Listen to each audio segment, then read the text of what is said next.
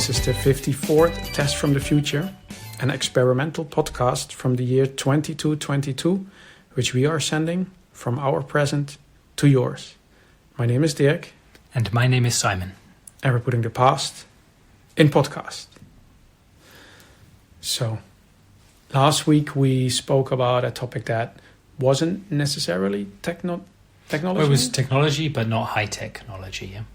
Like it was a thing that had only recently been invented and couldn't have existed without our technological infrastructure to design and then to produce it. But it had no chips. Yeah. It had no LEDs. No connection. Not even any blue LEDs. Come on. You couldn't speak to it, or you could speak to it, but didn't answer. Right. But those were the Ziploc bags. Super excited. We've used them quite a bit more the last 7 days. I put so much Lego into those little bags. I spent like 2 days skating after your tip. Did it work even better with the washing liquid? Yeah. I even keeled over a couple of times. Nice. But I mean, it was just really, really fun. But this week we have something that is definitely more technology. It's got LEDs. It's got chips. And it's hoverboards. I explain a little bit. Yep. Well, what are they? Yeah. Well, I mean, hoverboards, they're basically small boards you stand on. So there are all kinds of different shapes. Exactly, different shapes and also different types. I mean, there are so many different forms, but basically they are like maybe a meter long. And like 20 centimeters wide that you can put your feet on it. You have straps or connection. You can have separate shoes that tie them. You have the magnetic and so on. But the whole thing is they float above ground. How basically every mode of transport floats above ground. But hoverboards are basically one of the most popular things. So you have,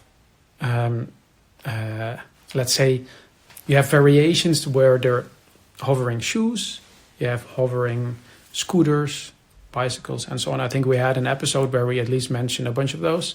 This episode, we specifically wanted to speak about the boards. Yeah. And it kind of depends on how you want to be transported. But I think the hoverboards are basically the compromise in the middle. Yeah. I mean, right, because you don't... you can't lean back like in a car and relax. You're not being driven around. But it's not quite as active as like hover roller skates.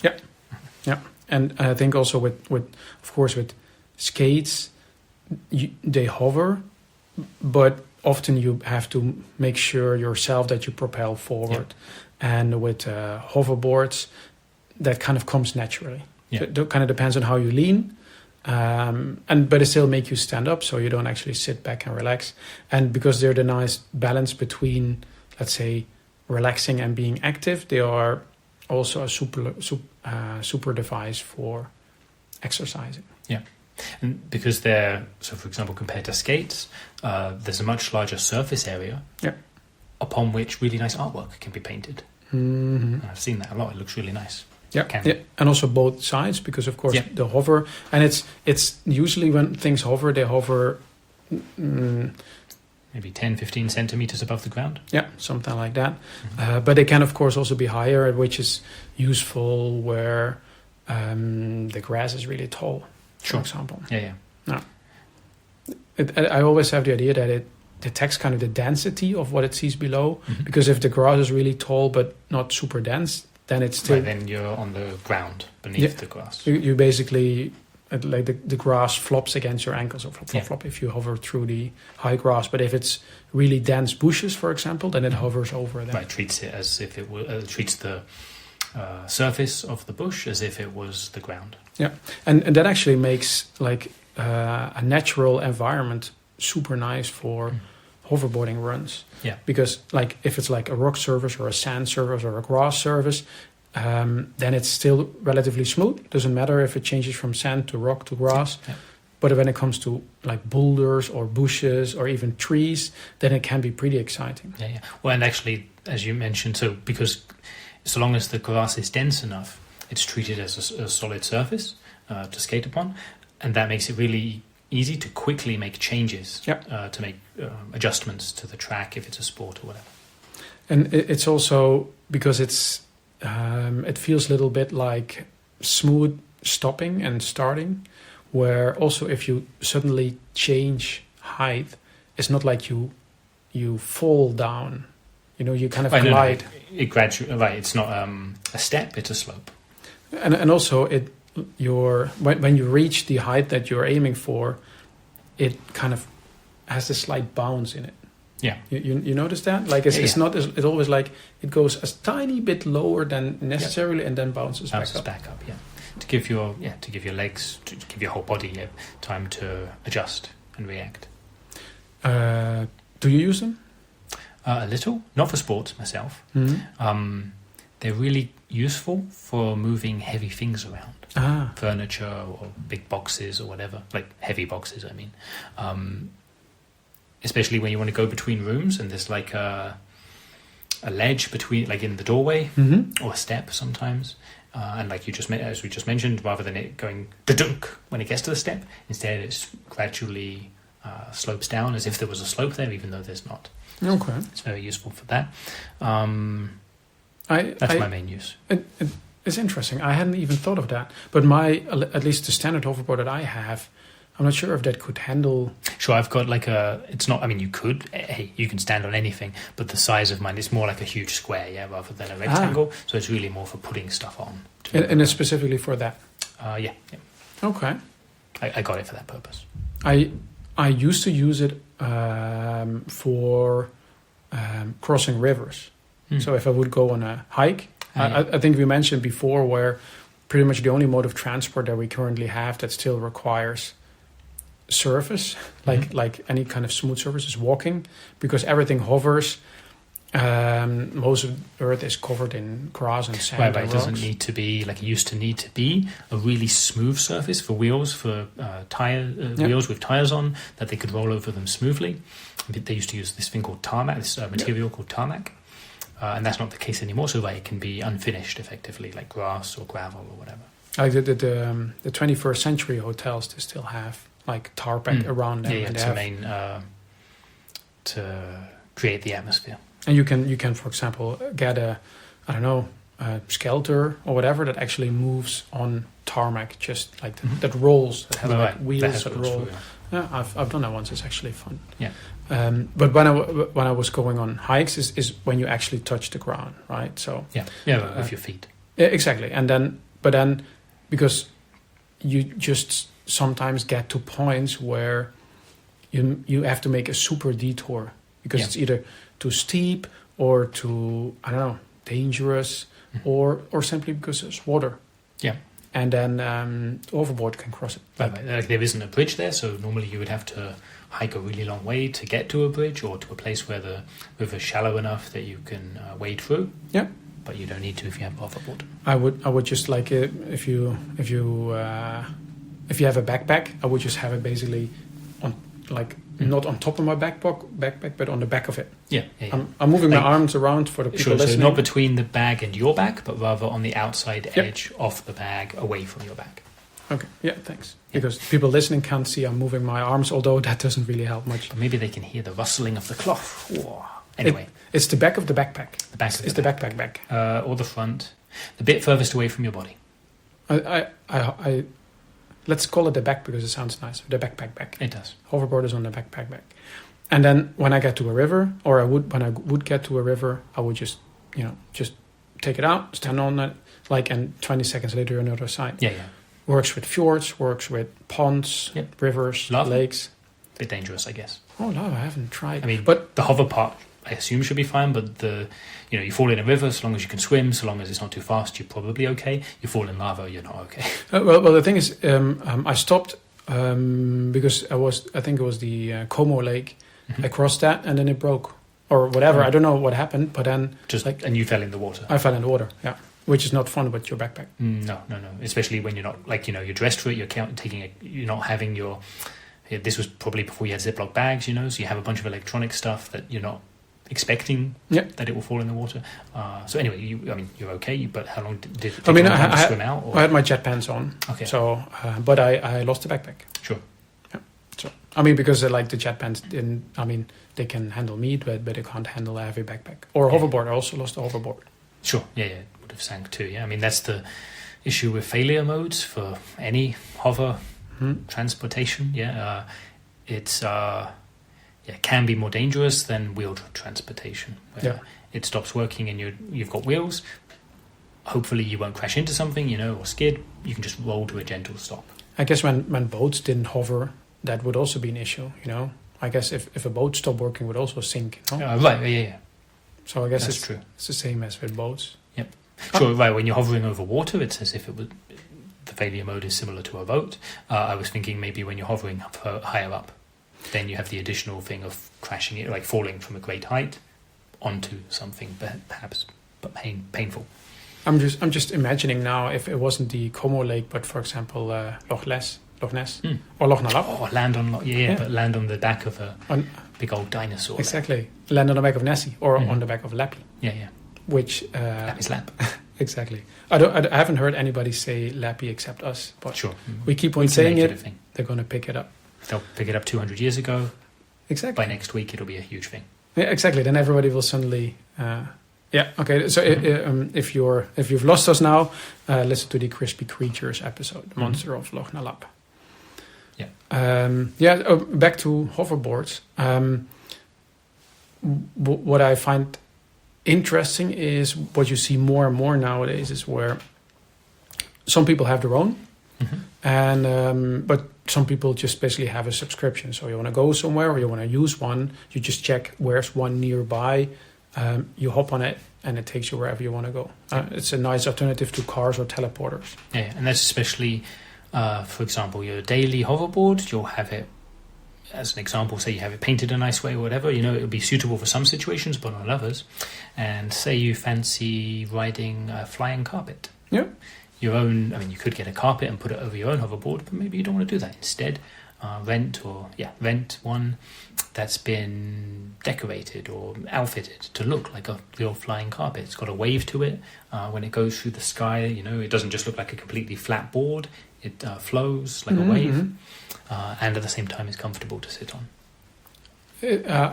I'm now imagining a flying car and a flying carpet alongside each other. Yeah.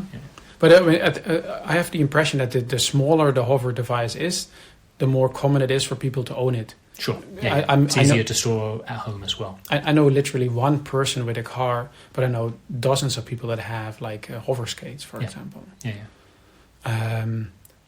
It's interesting that there's a few of the bigger companies that have these subscription plans, and also, for example, you have a subscription from T-Roll. This can include, depending on your plan, cars and scooters and hover skates and all kinds of things. Blanket access. Yeah. I mean, depending on the tier you're subscribed to, you have access to any of the vehicles within that tier. Exactly. I mean, you can also just basically have one kind of vehicle, but then every additional one you add is then cheaper. At one point, it just makes sense to have like a full plan where you can basically get into any kind of vehicle. And if most people have cars anyway, then it's relatively cheap to also basically add all the other devices. Yeah. So you have one? A subscription to no. I bought the one that I have. I bought it a while ago, like I say, to move things around. I don't use them so often outside the house, so I haven't had a subscription to one. Yourself? I even have two, and I have two subscriptions and two hoverboards that you own. Yeah, I mean, of course, I use them for pipe racing. So right. So you got one that's really specialized for that. Yeah, exactly. And then like those are also really expensive, and they don't offer that, and you can't basically activate your T-Roll subscription, then get like, if you just get whatever one that's laying around and then do a pipe race, then you're gonna it's a way to start if you've never done it before, I guess, but it's not anything you can use professionally, or not even professionally, in competition. Yes, I mean, because you have it completely tuned and set to whatever your preferences are. It knows you, and then like you just get a random one from the street just for the race, and then also there's no guarantee. Right, your preferences, at least within the subscription, your preferences are shared from device to device. Yeah. For example, you really love your hoverboard to have green LEDs lighting up. Okay, whichever one you use will have green LEDs, but you need more than that for pipe racing. Yeah, and also it's the other way around. You know, I have my own pipe racing hoverboards. I don't want to use them for transport. Right. I don't want to like cross whatever grassy plains with them, flop, flop, flop, have the grass flipping against them, and the next day I have a pipe racing contest. And it's scuffed up the paintwork or whatever. Yeah, and of course, like because pipe racing is in the old abandoned railway tunnels, it's the inside. There's no really opportunity for them to scratch. Right. But on the outside is also, especially if you're in the outdoors, there's bushes and so on. I don't want to risk that. Understandable. But I have VVF, of course, because they have a really high stake in cars. Sure. Or like they have transportation in general, yeah. Yeah, exactly. So for, like Volkswagen Vinfast is the complete name, and T-Roll as well. I had Ripnit 7 in the past, but because they didn't really cover all devices and Right, they specialize. So yeah. if you want what they offer, great. But not if you need a lot more. I mean, they're really good with connectivity and speech control, and then like your PA can use them and so on. But yeah, I mean, also at one point I had 3, and then I had to get rid of one. And of course, there's the one that nobody can pronounce. Yeah, that's a tough. Yeah, Garzens and Fuckeljuice, or that's the one. I was like, that must be the worst. Okay, let's find if I can find the name. Yeah. It's Garznyuk. I can't pronounce it. I'm going to give it a go. Garznyuk Fletlus. No, that's not it. No, I mean that's the everybody just says Gars. Yeah. But that must be the worst company name in history. Maybe it's somebody's last name. Maybe I'm insulting somebody now. Yeah. Like, I mean, that's the tricky thing. Yeah, you make a company, you use your name, and for you, you've known how to say it your whole life. It seems natural. The issue is when other people try to say it if they've never come across the name before. Or like, I hope I'm not insulting somebody. Maybe it's somebody just smashed their keyboard. A cat strolled across. Yeah, and then they're like, you know, they went with it. And they were like, okay, hey, it's available. Yeah. No one else understood this. Exactly. This company name definitely never happened. And then they're just, having fun with it. Everybody trying to pronounce it. But of course, everybody just says Gars. That's like even, and their logo is just a G. Yeah. But in their own advertising, they also just say Gars. Oh, they had this. They even played with it, where they had people saying, "Yeah, I'm so happy to have a subscription from," and then have them try to pronounce the name of the company. That was actually pretty well done. Yeah. Maybe what's interesting to mention is that they're used for sports a lot. Yeah. Well, you mentioned pipe racing already, but what other sports? Well, I mean, there are many different variations, but I think the most famous ones are the ones that are in the Olympic Games. So pipe racing, obviously, polo, and of course artistic gymnastics. Yeah. I think the last one I have to say I've never done. I've tried polo. It's actually fun, especially when we're doing pipe racing training. It's also I'm not sure did I ever explain pipe racing? To show you mean? I don't think so. You mentioned earlier going in abandoned train tunnels. Okay, then I think you may have mentioned that before as well, but not the sport. Okay, as a whole. I mean, it's a combination of the fact that you have hoverboards where you can basically step on and float, and the fact that there used to be this massive subway network in all the big cities around the world. So they had like subways and metros, and I don't know what they were all called. So, and people would use them to get around, but they wouldn't walk through the tunnels. Yeah. They would go in tubes that moved really quickly. Yeah, exactly. And then, of course, with teleportation and the flying transport, that kind of became irrelevant. So one by one, they were shut down, but they were kept in good shape because they were just repurposed for all kinds of things. Yeah. A few that were used as hotels and all kinds of things. But most of them then started to be used for sports. And then I think the last innovation here were the cabins that were man-sized. So the tunnels that are basically just fit like a carriage that was you laying down. Like bobsledding. Yeah, exactly. So they were the last innovation. Or a photon torpedo. Yeah, exactly. But I think the first ones were finished, the first networks, when then teleportation started taking a hold, and then they were like rarely used, but they were all constructed. Yeah. And they were all used for different kinds of pipe racing. So like the man-sized tunnels, they are tricky because they make you go through them vertically, so they're basically speed. Vertically? Horizontally. Horizontally, Laying sorry. down. Yeah, exactly. So they're basically speed. Yeah. So it's basically as fast there's as less, possible. You as the racer, is that the word? As the person in your... Racer, yeah. Yeah, racer. Your influence over it is really to make yourself go as fast as possible. There's not so much steering involved. Yeah, I mean, you're just well protected, and you have Yeah. just touched the wall as little as Right. possible. And the difference are like hundreds of seconds. I'm not 100ths of a second, yeah. 100ths of seconds. yeah. Yeah, exactly. But it's not really my thing. I have to imagine. I have to. Right, but admit. pipe racing is this way more Exactly. So there's like flexibility. 4 to, I think the biggest tunnels handle up to 20 people, where you start at the same time, and because you hover, you also hover against the ceiling, for example. Yeah, so yeah. you have a lot of I space. think you did mention this before, right there, when you're going, exactly, once you've got momentum, that you Yeah. can spiral around like a corkscrew through Yeah. the tunnels. Yeah. Yeah, exactly. So it's basically whoever gets there first. Yeah. And Like a slipstream comes into it as well. Yeah. and they have cameras everywhere in the tunnel, and they have cameras moving along. Basically, they're inside the walls, so you can basically follow from all directions the race, and it's it's super exciting. Mm-hmm. Okay, so that's pipe racing, and then Right. That's the one you know like the most about. exactly. And but during pipe racing training, we sometimes play polo, which is basically you have these little. Not little. You have sticks, and you have a hover ball, and you basically hit the ball, and you have to get it into a goal. Super popular on the Olympics, and then artistic gymnastics is just being, I don't know, artsy. I don't know what to call it.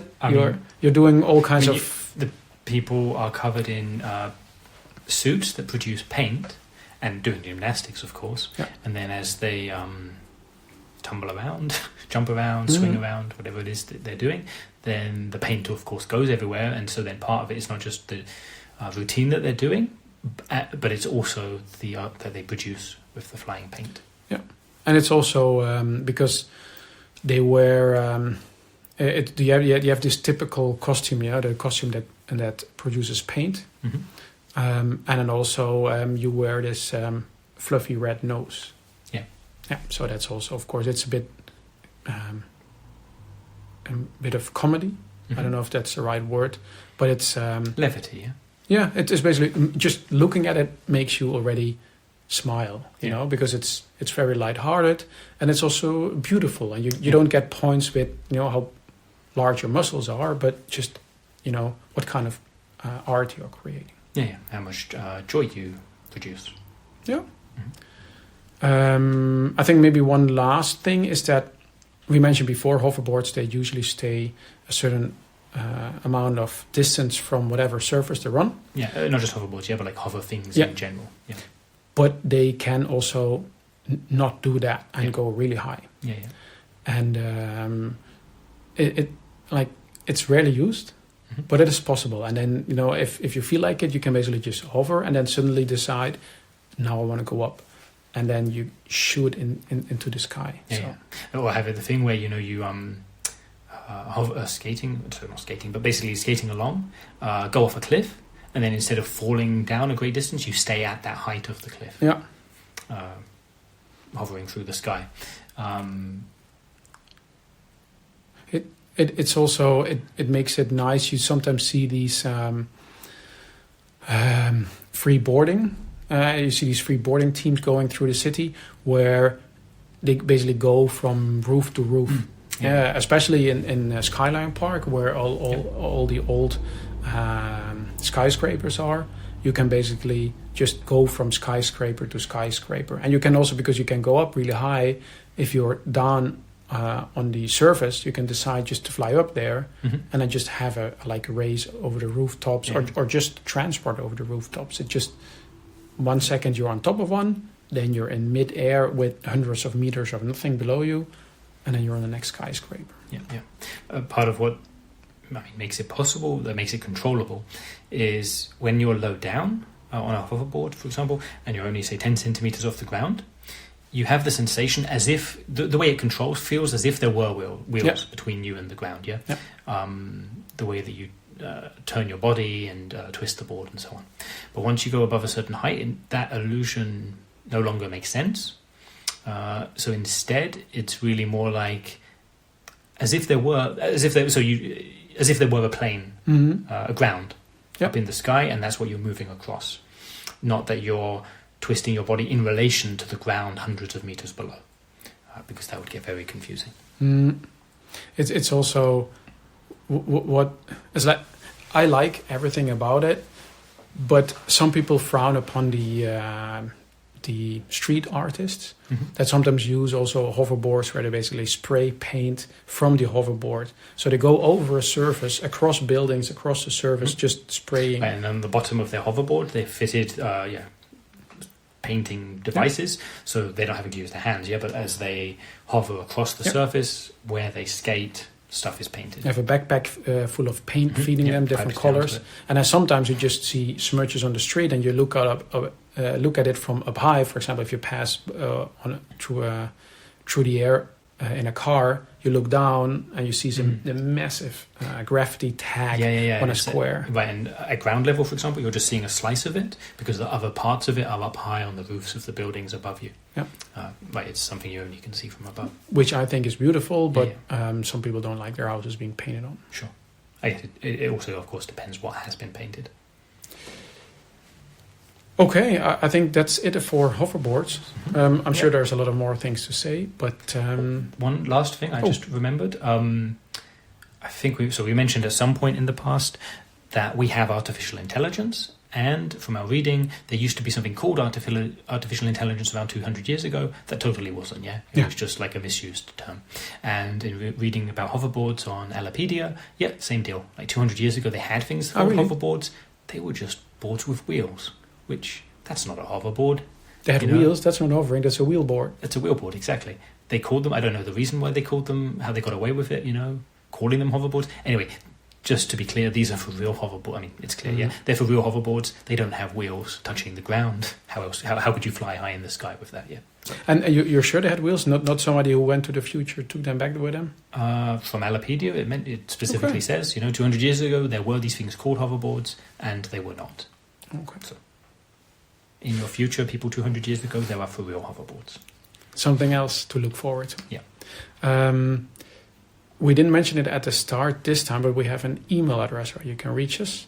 Shall we mention it? Most definitely. You people, listeners who listen to us every week, thank you very much, first of all. And, of course, you're familiar with the email address. But every episode of ours could be the first one that someone's ever hearing. And we want them also to let us know that this podcast, this episode that we're recording successfully went back in time. And the way they can let us know is by emailing us at michaellasagna5@gmail.com. And so that we know it's this episode they're responding to, if you or they or whoever's listening to this, put the number 54 in the subject line. Yeah. And then we know that this test from the future made it to the past. Was successful.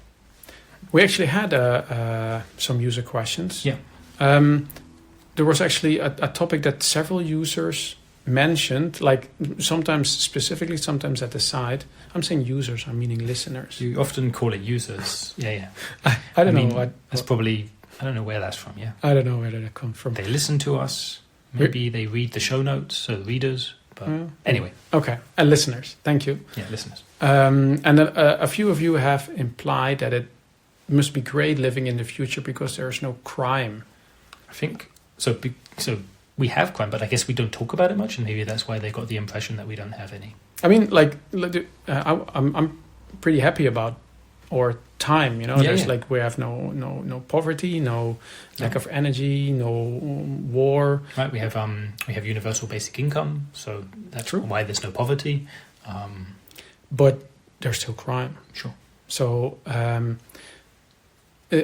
just to clarify that, so people still commit crimes, for example, out of boredom, I would say. Yeah, that's one of the big reasons. people live really long lives, and we have sometimes you go like a decade without, for example, working because you're on a sabbatical, which is totally fine because you don't really need it, and work weeks are short. And if you're successful with it, you're interested in whatever you're either studying or researching during the sabbatical, but maybe sometimes, you lose interest in that subject halfway through, like 5 years in, but you've still got 5 years of sabbatical left. Okay, then maybe you do get a bit bored. And then maybe joyriding in people's hovercars feels like at least some of the time feels like a good idea.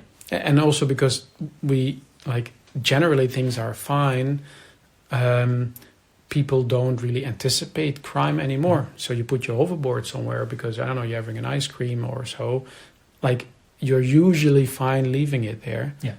But somebody strolls by and it's like, hey, I don't feel like ordering one. There's one standing right here. No, everything. In general, everything. Okay, it's an inconvenience. So they steal your hoverboard. It's an inconvenience for you, but they know it'll be fine. You'll get some other way home. You'll teleport. You'll get another hoverboard through a subscription, whatever. And also, maybe you get like a warning or so because you can still see what happened. It's like, hey, where did my hoverboard go? And you check the recordings. Right, you just hit the cams, just review it. And it's like, hey, either if you care who took it, but even more to the point, just where is it now? Yeah, and you can go get it or have it come to you even. I think what's also common is jealousy. Mm-hmm. Crimes out of jealousies where people go like, I like their hoverboard better. Yeah. Some people will, as an example there, they'll take their hoverboard, which isn't quite as cool, and they'll have it painted to look just like the other one, and then they'll swap them. And it's kind of more like petty, yeah? Because it's like they could also just buy the same one, but, whatever. It's easier to just take the one that's there, put their one in its place. Yeah.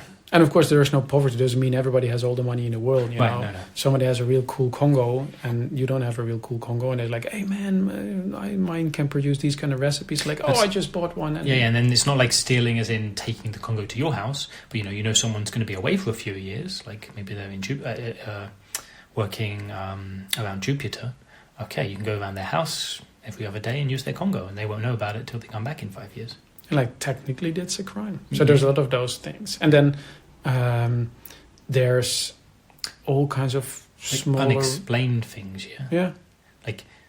So they're crimes in the sense things happen that are against the law, but even through reviewing the recordings, there's no clear cause. Yeah, you can't... It's why did this happen? Did somebody cause this? Did something cause this? I mean, they're never dramatic, but, let's say, whatever...